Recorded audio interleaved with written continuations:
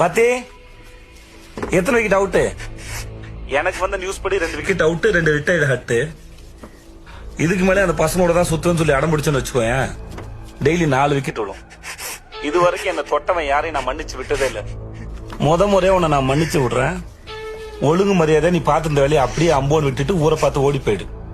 இல்லைன்னா இன்னைக்கு தப்பிச்சவன் நாளை சாவான், நாளை தப்பிச்சவன் நாளானை சாவான், அப்புறம் சாவான், அப்புறம் செத்துட்டே இருப்பானுங்க.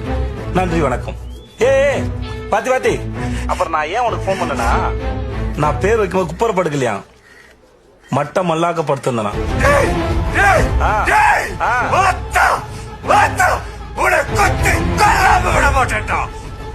சரி வா.